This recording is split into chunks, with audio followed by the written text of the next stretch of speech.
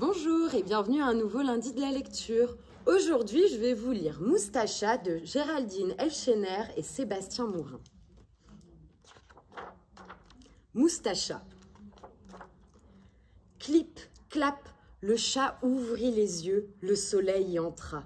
Le chat ferma les yeux, le soleil y resta. Aussitôt, une douce lumière réchauffa ses paupières encore lourdes de sommeil. Miaou! Debout! À grands coups de langue, Moustacha lécha sa fourrure de jais, puis il tendit la patte pour se lisser les moustaches, mais... Malédiction! Où sont passés mes pinceaux? Rien à gauche, rien à droite. Il dut se rendre à l'évidence. Ses longs poils noirs avaient bel et bien disparu.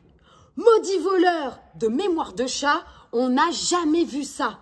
Gronda Moustacha. Bon gré mal gré, il partit donc à la chasse sans ses moustaches. Sur la longue avenue, le marché battait son plein. Miam! C'est l'heure aux sardines, se dit-il. Comme chaque matin, il se glissa sous les étals pour y chipper quelques queues de poisson. Mais à peine avait-il tendu la patte que le marchand hurla « Fiche-moi le camp, canaille !» Il lui asséma une bonne tape sur le museau. Ça alors, Moustacha n'avait rien vu venir. Perplexe, le chat fila vers le port. Là-bas, il trouverait sûrement quelque chose à se mettre sous la dent. Au coin de la rue, pourtant, « Stop !» À ce cri, Moustacha freina pile poil à l'instant où une voiture frôlait la pointe de son oreille. Il avait échappé belle.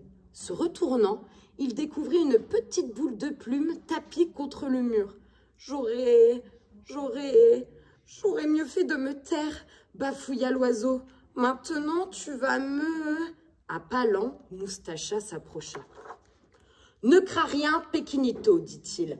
Je te remercie. Sans ton cri, j'étais en bouillie. Normalement, le moindre courant d'air m'avertit des dangers. Mais sans mes moustaches, je ne sens plus rien. C'est affreux. » Le soleil avait disparu de ses yeux. En face de lui, l'oiseau n'allait guère mieux. Une aile croquée. Il avait pris du plomb dans les pattes. Lequel des deux offrit son aide à l'autre? Nul ne le sait. On vit seulement un peu plus tard un étrange duo apparaître sur les toits de la ville. L'un portant l'autre sur son dos de velours, l'autre guidant l'un de son œil de vautour. Il cheminait de tuile en tuile. « Attention !» lança l'oiseau quand le chat frôla un peu trop près une girouette qui dansait au vent. Au loin, lourds de poissons, les bateaux de pêche regagnaient la baie. Moustacha s'en lécha les babines. Ni une, ni deux, il redescendit sur terre et courut vers eux à l'entrée du port. Bang! Sa tête heurta de plein fouet le jambage d'un drôle de pont. L'oiseau fit un vol plané, le chat se prit une bosse carabinée, le pont, lui, fit... C'est alors seulement que Moustacha reconnut les pattes d'un petit âne gris attaché à un piquet. « Bah, qu'est-ce que tu fais là ?»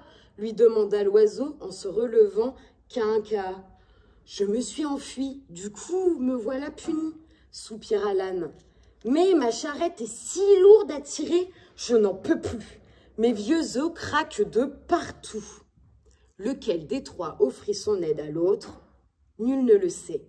On vit seulement le chat bondir sur le dos de l'âne et l'oiseau délier du bout du bec la corde qui le retenait prisonnier. « Et maintenant, à table !» s'écria Moustacha. « Je meurs de faim !» Sur les quais, le premier dénicha un petit sac de grains. Le second chaparda un petit seau plein de sardines. Le troisième, une botte de foin. « Delicioso! Quel festin !» Bien repus, les trois amis passèrent de longues heures au bord de l'eau. Puis, quand dans le ciel le soleil se fit aussi rouge que rond, l'oiseau cisailla quelques poils de la crinière de l'âne qu'il tressa joliment avant de les repiquer délicatement dans le doux museau noir. « Voilà pour toi, cher Moustacha !» Miaou, miaou, que bonitas! Fier comme un paon, le chat lissa ses nouvelles moustaches qui frétillaient au vent du large. Il en bondit de joie.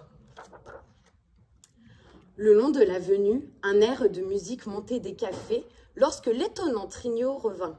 Il n'y passa pas inaperçu. En les voyant, chacun se retournait. Les gens applaudissaient, les enfants riaient. L'un d'eux attacha même tout un lot de ballons au ventre de l'oiseau. Ce fut une merveilleuse nuit d'été.